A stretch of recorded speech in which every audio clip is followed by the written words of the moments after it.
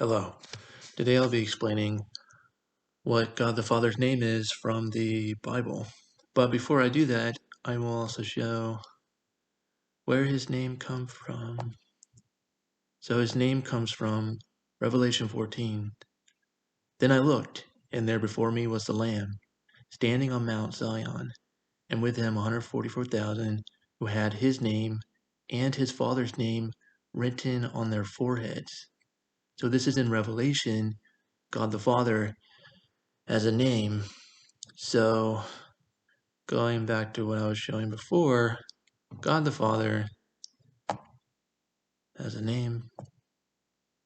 His name is from here, from the NIV Study Bible, copyright 2002. From the introduction, the divine name Yahweh. The editors have sometimes elected to use the divine name Yahweh, rendered the Lord in all caps, in the book introduction, study notes, and essays instead of the Lord, or even the Lord. For the significance of his name, see notes on Genesis, Exodus, and Deuteronomy. So we'll see in those notes what God the Father's name is. So starting in Genesis 2:4. This is just to introduce his name. Most pastors don't know what God the Father's name is, and that's unfortunate. And these disasters against the United States will continue. I've been telling people that God is against sin. All the sin, I have the proof that God is against sin. This is very easy to prove. Check out my videos on that, proving that God is against sin. But in this video, I will explain God the Father's name. It's in 1,000 pages of the Bible in the Old Testament and the New Testament, covered by the word L-O-R-D in all caps.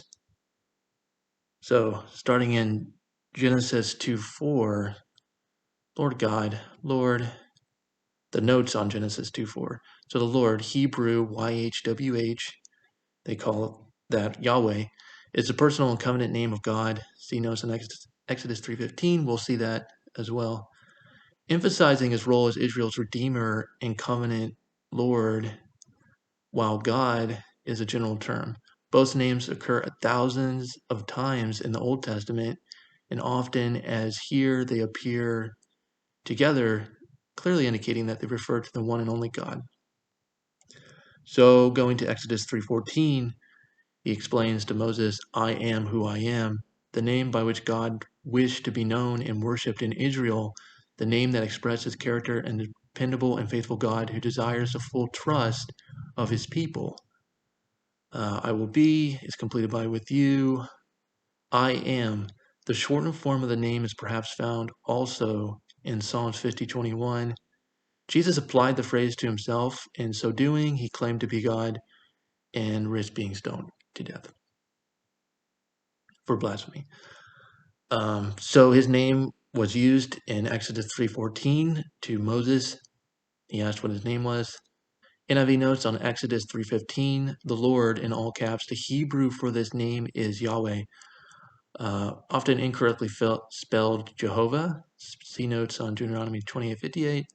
It means he is or he will be, and is the third person form of the verb translated I will be in verse 2, I am in verse 14. When God speaks of himself, he says, I am.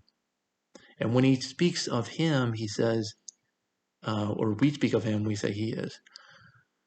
So he used I am in 3:14.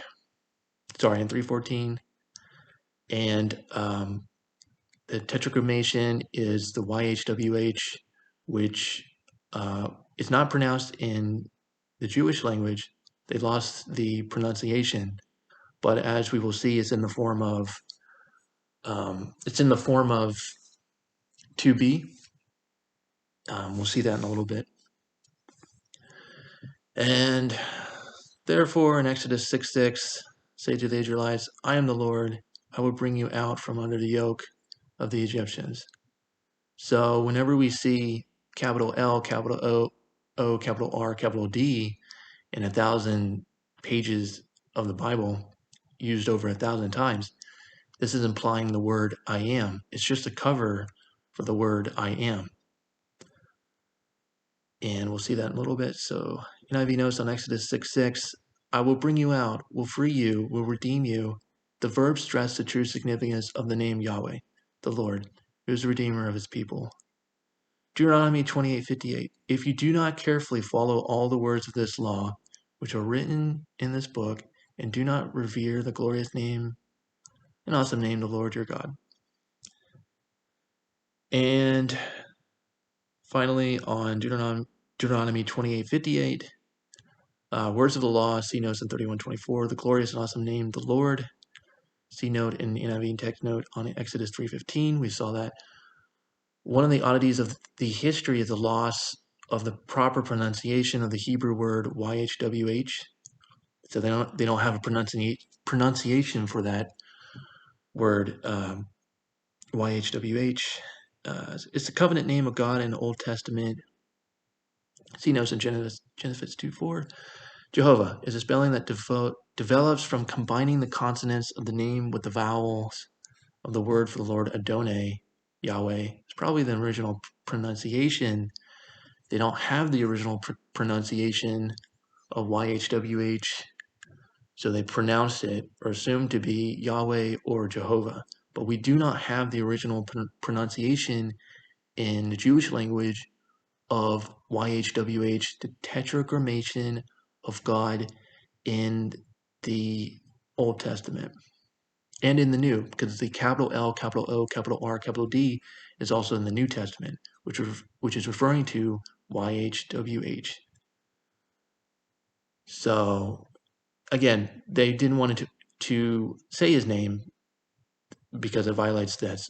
But I've been saying his name over and over again. I am. Nothing happens.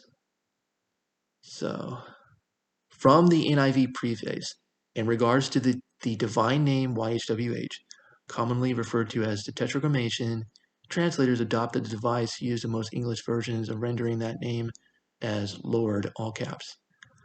To distinguish from Adonai, another Hebrew word rendered Lord, lowercase, for which small letters are used. Wherever the two names stand together in the Old Testament as the compound name of God, they were rendered Sovereign Lord. So fundamentally, God's name is YHWH, which cannot be pronounced, or they forgot about the pronunciation from the Jewish language. And it's in the form of to be, which is the first person form of to be is I am from Exodus 3:14. So that's his name. I am from Exodus 3:14. We covered it with LORD in all caps because it's easier to read in the Bible than to say I am in replacement. But that's God's name in English, which most people don't know about. So that's God's name, God the Father's name, which will be written on their foreheads, Jesus Christ, and God the Father's name, I am. He has a name, I am.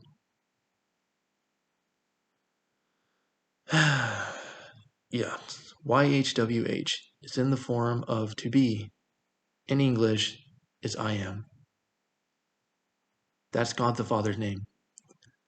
They don't know the original pronunciation of YHWH, so that's why they've been using Yahweh, but they don't know for certain.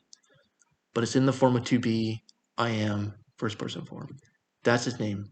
That's what God uses in Exodus 3:14. That's what we must use when referring to God the Father. I am. And I'm in the process of proving that God is against sin. This is very easy to prove. I've talked about this before. Check out my other videos. And thank you. Hopefully this was informative. I'm in the process of proving that God exists with facts. And thank you.